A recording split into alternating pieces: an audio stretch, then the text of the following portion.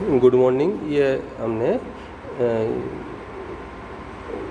Second और higher order linear differential equation with constant coefficient में ये देखते हैं। सेकेंड केस हमारा था जब कांस्टेंट कोफिशिएंट sin ax और cos ax हो।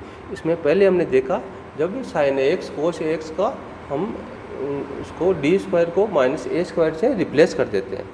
उसमें हमारी कंडीशन क्या होती है कि a minus a square not equal to zero हो। अगर जीरो हो उस केस का हम सॉल्यूशन कैसे निकालते हैं, ये उसका हम एक एग्जांपल देख रहे हैं। हमारे पास दी हुई प्रॉब्लम है d2y upon d x square plus 4y equal to cos 2x। और ये इसमें ये उस केस में आ जाएगी कि यहाँ एफ डी स्क्वायर को माइनस ए स्क्वायर से रिप्लेस करेंगे तो उसकी वैल्यू जीरो हो जाती है। ये उसको इमेजिनरी पार्ट वाले रियल इमेजिनरी पार्ट से हम सोल्व करते हैं। ये तो ये हमारी दी हुई डिफरेंशियल इक्वेशन है। इसके सॉल्यूशन के लिए हम पहले कम्प्लीमेंट्री फंक्शन निकालेंगे। कम्प्लीमेंट्री फंक्शन के लिए हम इसकी ऑक्सिलरी इक्वेशन लिखेंगे। इसकी ऑक्सिलरी इक्वेशन क्या हो जाएगी, इसकी ऑक्सिलरी इक्वेशन लिखी हमने d square plus 4 equal to zero. ये इसकी ऑक्सिलरी इक्वेशन है और इससे हम इसके रूट्स निकालते हैं।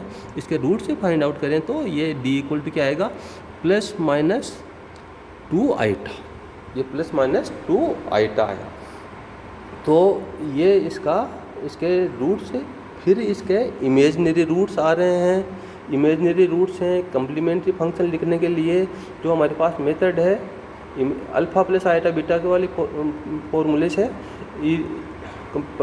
कम्प्लीमेंट्री फंक्शन क्या हो जाएगा इसका, e की power alpha x bracket c1 cos beta x plus c2 sign beta x.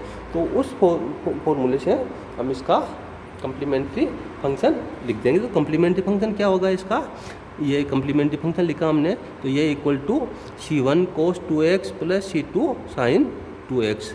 और ये यहाँ चाहें तो हम ये ब्रैकेट में यहाँ अल्फ़ा की वैल्यू जीरो है तो e की पावर 0x लिख सकते हैं थोड़े से क्लियर रहने के लिए। अदरवाइज वो इसकी वैल्यू 1 हो जाती है। अल्फ़ा e की पावर 0 की वैल्यू 1। तो हमने यहाँ डायरेक्ट यहाँ अल्फ़ा की वैल्यू 0 है। यहाँ ये इमेजिनरी रूट्स है लेकिन अल्फ़ा की वैल्यू 0 है। तो ये इसका complementary function c1 cos 2x plus c2 sine 2x है। अब इसका हम पर्टिकुलर इंटीग्रल लिखते हैं। pi इक्वल टू क्या हो जाएगा, ये 1/fd हमने लिखा तो 1/fd की वैल्यू डी स्क्वायर प्लस 4 है और कोस 2x। यहाँ देखो ये a की वैल्यू 2 है। अगर डी स्क्वायर को हम माइनस ए स्क्वायर से रिप्लेस करते हैं, डी स्क्वायर को माइनस ए स्क्वायर से रिप्लेस करते हैं तो हम क्या देखते हैं, जैसे ही यहाँ -4 लिखेंगे और इसकी वैल्यू 0 हो जाएगी।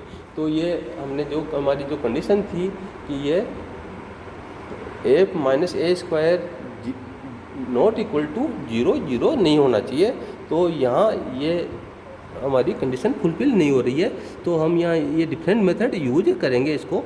तो ये यहाँ ये इसकी एफ माइनस ए स्क्वायर की वैल्यू 0 होती है। तो अब यह इसको अब ये हमारा रियल है और इमेजिनरी पार्ट का मेथड है ये। तो ये 1/d स्क्वायर प्लस 4 और ये कोस 2x इसको हमने क्या लिखा e आइटा 2x। ये इसको e आइटा 2x का एक्सपेंशन करेंगे तो हम क्या करेंगे कोस 2x plus iota sign 2x। और कोस 2x क्या है, e आइटा 2x का रियल पार्ट है। e आइटा 2x को हमने कोस 2x plus iota sign 2x लिखा तो कोस 2x तो रियल पार्ट है और साइन 2x उसका आइटा के साथ है तो वो इमेजिनरी पार्ट होगा। तो यहाँ हम क्या लिख रहे हैं, ये कोस 2x है, this is real part of e iota 2x। तो ये इसका रियल पार्ट है। और ये इसको हम ये थोड़ा सा ये हमारा मेथड है।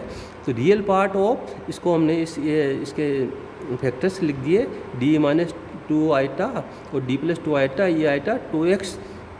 और अब ये हमारी इक्वेशन ये हमारी जो x का जो है वो फर्स्ट वाले मेथड में e रेस टू ax वाले में कन्वर्ट हो गया। हमने वो उस मेथड से इसको उसमें जहाँ डी ए से रिप्लेस हो जाता है, तो ये डी की जगह ये ए से रिप्लेस किया, तो ये डी की जगह ये इसमें रिप्लेस करने पे तो ये 2i आ जाएगा, और वही डी को यहाँ रिप्लेस करने पे फिर 0 आ रहा है, 0 आ रहा है, तो फिर वहाँ भी वो जो कंडीशन थी उसके हिसाब से जब 0 आता है तो उसका हमें x की power r upon factorial r और e(ax) ये फॉर्मूला जैसे हमने वहाँ डिस्कस किया था, तो वो यहाँ क्लियर हो रहा है, ये क्लियर हो जाना चाहिए यहाँ। तो यहाँ इस फैक्टर में इसकी वैल्यू रखने पे तो ये आ जाएगा, और इसमें 0 आता है रखने पे तो इसकी ये x की पावर 1 अपॉन फैक्टोरियल 1, यहाँ r की वैल्यू 1 आ रही है, यहाँ ये 1 है इसकी वैल्यू। तो ये तो अब ये रियल पार्ट किसका, इसको हम थोड़ा सिंप्लीफाई करेंगे तो ये क्या आ जाएगा, x upon 4 iota e iota 2x, और ये रियल पार्ट इसका चल ही रहा है। अब यहाँ फिर real part of x upon 4 iota, और इसका हमने इसको एक्सपेंड कर दिया ब्रैकेट को, तो cos 2x plus iota sign 2x, इसको एक्सपेंड कर दिया हमने।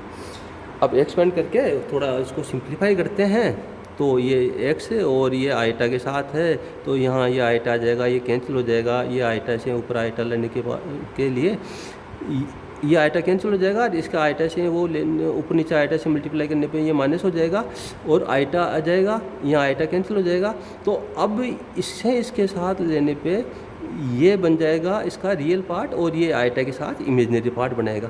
तो real part of this factor, इस टर्म का रियल पार्ट हमारे पास क्या आएगा, इसका रियल पार्ट x अपॉन 4 साइन 2x, ये आइटा के साथ इसके ओके आइटा कैंसिल हो जाएगा, तो रियल पार्ट यहाँ ये साइन 2x आएगा और x अपॉन 4 ये आ जाएगा, तो रियल पार्ट इसका x अपॉन 4 साइन 2x होगा। तो ये x अपॉन 4 साइन 2x ये इसका क्या हुआ, पर्टिकुलर इंटीग्रल। ये हमने पर्टिकुलर इंटीग्रल रियल और इमेजिनरी मेथड्स हैं उसका उस मेथड से निकाला, तो ये इसका पर्टिकुलर इंटीग्रल हो जाएगा।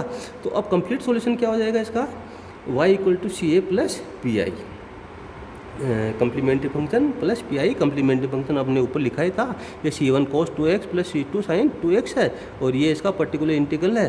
तो ये y equal to complete solution ये हो जाएगा इसका C1 cos 2x plus C2 sine 2x plus x upon 4 sine 2x, ये इसका कंप्लीट सॉल्यूशन हो जाएगा। तो ये यहाँ हमने क्या देखा, अगर हमारी कंडीशन डी स्क्वायर को -a² से रिप्लेस करते हैं और वहाँ अगर उसकी वैल्यू 0 आ जाती है, तब उस केस में हम क्या करते हैं, ये रियल और इमेजिनरी वाले मेथड्स हैं उसका पर्टिकुलर इंटीग्रल निकलते। कम्प्लीमेंट्री फंक्शन तो हमारा जो तीनों में से तीनों के स्टेज में आ जाएगा वैसे आ जाएगा, और पर्टिकुलर इंटीग्रल ये रियल इमेजिनरी पार्ट्स मेथड्स हैं, ये हम इसको फाइंड आउट करते हैं। तो ये हमारा इसका कंप्लीट सॉल्यूशन हो जाएगा। Thank you.